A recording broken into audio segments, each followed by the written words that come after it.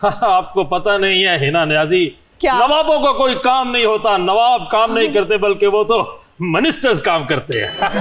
नवाब सिर्फ ताजमहल बनाते हैं, बादशाह मस्जिद बनाते हैं, बेगमों के नाम के मकबरे बनाते हैं, मस्जिदें बनाते हैं। आप किस सिलसिले में यहाँ हाजिर हुए हैं? देखिए हमारी सल्तनत में भी अभी निजाम तालीम काफी खराब हो चुका है। ओके। तो अभी अभी हमें पता चला है कि जनाब राणा सिकंदर साहब जो इन्होंने तालीम का कलमबंदान संभाला है, तो हमने चाहा कि हमारी सल्तनत में भी ये तशरीफ आवरी फरमाए। ਇਹੀ ਗੱਲ ਉੱਥੇ ਖਲੋ ਕੇ ਕਰ ਲਾ, ਨਾੜ ਚੜ ਗਈ।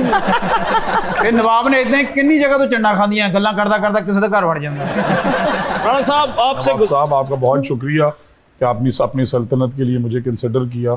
I am extremely honoured. लेकिन राणा साहब का टाइम बहुत मुश्किल से मिलता है, ये इतनी आसानी से नहीं आ सकते। कम से कम आपको 6 महीने इंतजार करना पड़ेगा। चलो 6 महीने बाद आई ना, वो 10,000 दे दियो ना मुझे।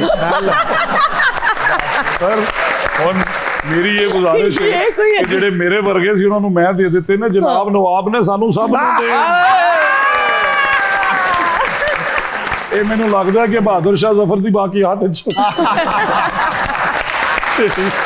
आखिरी लड़ी रह गई सी। और सर सारे जिम्मे जो लाओगे असि हाजिर हैं। हम नवाबों के नवाब है राणा साहब।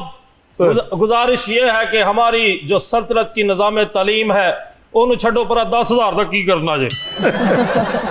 देओ जी 10,000 पैसा फिर उन्होंने ओ देओ जी बिस्मिल्लाह खैर। मैं ਸਰ ਜਦੋਂ ਇਹਨਾਂ ਨੂੰ ਤੁਸੀਂ 10,000 ਦੇਣਾ ਤੇ ਨਾਲ ਸਾਡੇ ਵਾਲਾ ਵੀ 8 ਮੰਗਾ ਲੈਣਾ। आपने तो मुश्किल में डाल दिया राणा साहब को, ऐसे थोड़ी होता साहब है। मुझे बड़ा फख्र है कि पहली दफा जिंदगी में किसी नवाब ने मेरे से पैसे मांगे और मैं किताबों में लिखूंगा।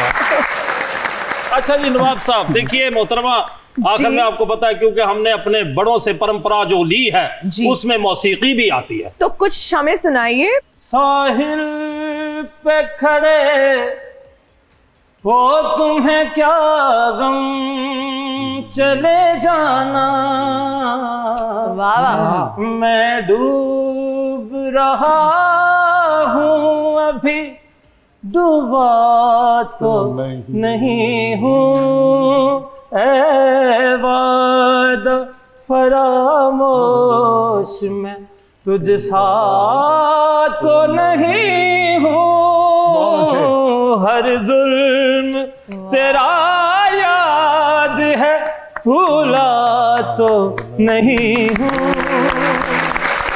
सर ये जो तालीम की कमी के साथ हमारा पेच पड़ा हुआ है, इसको कैसे आप देखते हैं? ये कैसे खत्म हो सकता मैम है? लैंडस्केप ये है कि हमारे पास करीबन 50,000 प्लस स्कूल्स हैं, 3,30,000 प्लस टीचर्स हैं। हमारे आने से पहले जो है इसी तरह जब उन्होंने एग्जामिनेशन जो असेसमेंट्स देनी होती हैं तो 9 डिविजनल बोर्ड्स हैं जी। इसी तरह करीबन हमारी 32 यूनिवर्सिटीज़ हैं और 850 के करीब कॉलेजेस, क्योंकि मैं 2 डिपार्टमेंट्स देखता हूँ। अब जब हम आए तो 850 कॉलेजेस में से 550 कॉलेजेस में प्रिंसिपल नहीं थे। आज अल्हम्दुलिल्लाह उन 550 कॉलेजेस में से 500 कॉलेजेस पे मेरिट बेस्ड प्रिंसिपल्स लग चुके हैं। उन पे ना मेरा इख्तियार है ना किसी और का, बिकॉज हमने फॉर्मेट ऐसा बनाया है कि एग्ज़ाम्स जो हैं हमने, I am very grateful doctor Ali Cheema and Faisal बारी, एग्ज़ाम हमने लम्स की हेल्प से बनाया। चेक जो है BNU डॉक्टर मोहित यूसुफ और उनकी टीम कराती है, जो एलिजिबल है लग जाए। और इसी तरह 32 में से 26 जामियात नहीं है।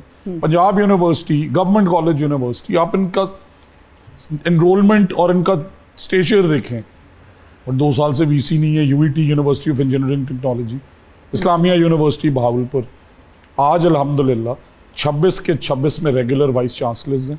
और मैं ऑन ओथ ये कह रहा हूँ कि एक भी सिफारिश मेरी वज़ीर आला ने नहीं सुनी, सब मेरिट पे लगे। हुआ क्या है, आप अमूमन गुजरते होंगे पंजाब यूनिवर्सिटी के बाहर, आपने दुकानें देखी हैं फूलों की, वो 2 करोड़ में एनुअली नीलाम होती थी, इस साल 24 करोड़ रुपए में इनाम। इसी तरह UET के admissions have doubled. Government college university का लॉस 86 करोड़ से आ गया 15-20 करोड़ के ऊपर।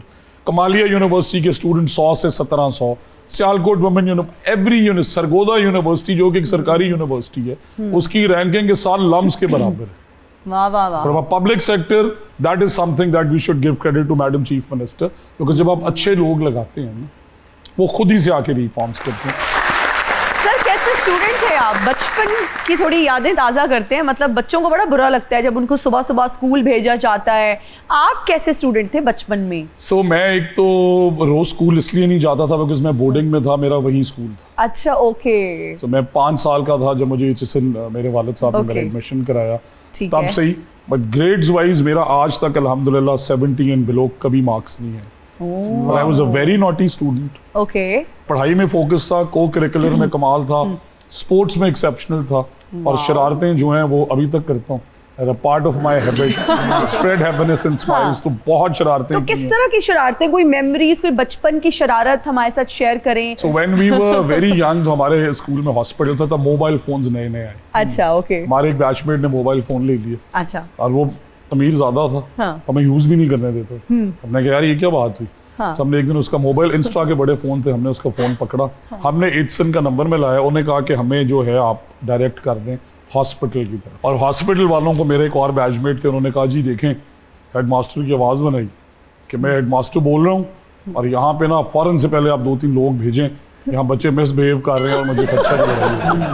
ये टाइम है को रात 9-10 बजे। अच्छा। 15 मिनट बाद वहाँ पे एम्बुलेंस आ गई, मोटर बाइक पे लोग आ गए, सबको उठाया, हाउस मास्टर को उठाया कि सर आपने कहा था हम आ गए। उन्होंने कहा मैंने तो कहा ही नहीं था।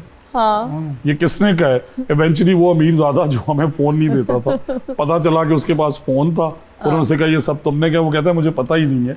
देन वी टोल्ड देम कि सर हमने शरारत हमने की की है। है। बट वो 1 घंटा जो पूरा हाउस हंसता रहा कि ये हुआ कैसे, और रात को 11 बजे वो यहाँ पे आ गए। It was a moment that we still can not forget. आपने जो बात की है वो बड़ी मजेदार थी। अद्धी इंग्लिश जी इस तो नहीं हसन मैं ते ਉਹਦੇ ਉੱਤੋਂ ਮੈਂ- ਨਹੀਂ ਜਾਣ ਡਿਓ, ਪਤਾ ਨਹੀਂ ਕਹਿਣ ਕਿਤੇ ਨਹੀਂ ਉਹ ਮੂੰਹ ਬਾਉਂਡ ਮੈਂ ਤੇ ਤੁਹਾਡੀ ਸਮਾਈਲ ਦੇਖ ਕੇ ਲਾਫਟਰ ਦੇ ਰਿਹਾ ਤੁਹਾਨੂੰ। अच्छा, हमारे पास ऑडियंस में कुछ स्टूडेंट्स भी मौजूद हैं। हम चाहेंगे कि वो अगर इंटरेक्ट करना चाहते हैं, आप राना साहब से कुछ भी पूछना चाहते दो हैं जी, जरूर माइक दो। पूछिए जी। अस्सलाम वालेकुम, मेरा नाम वालेकुम उसामा बशीर है और मेरा सवाल सर से ये है कि जिस तरह सर हुकूमतों वाम में किड्डी थोड़ी। अस्सलाम वालेकुम। आज पाकिस्तान आप पूरा देख रहे हैं, बसंत बड़े अच्छे तरीके से मनाई गई। बारिश का भी खर्चा था लेकिन मेरा बहुत खर्चा हुआ। तो बिल्डिंग ऑन दैट, पहले तो ये बताओ कि जेन जी के बसंत के बारे में क्या रिव्यू है? हमें सबसे पहले तो इस बारे में नज़र षानी करनी चाहिए कि 26 साल बाद ये इवेंट है। हाँ, ये और बात। 26 साल बाद इस तो क्लैपिंग event का- करें सीएम के लिए, तो इतना बहादुर फैसला किया। ये हम सब के लिए खुशाइन बात है कि किस तरह फेस्टिवल्स में हम इंगेज होते हैं, एक दूसरे से अपने कज़न्स के पास जाते हैं, फैमिलीज़ के साथ इंगेज होते हैं। और सर एक कल्चरल इवेंट है और इस तरह के कल्चरल इवेंट्स होते रहने चाहिए। और इसका सारा जो क्रेडिट है मैडम CM को जाता है, जिस तरह उन्होंने ऑर्गेनाइज़ किया और फैसिलिटेट किया सर, और डोर्स के मामलात, और किस तरह सर वो bike. Big thank you to madam chief minister.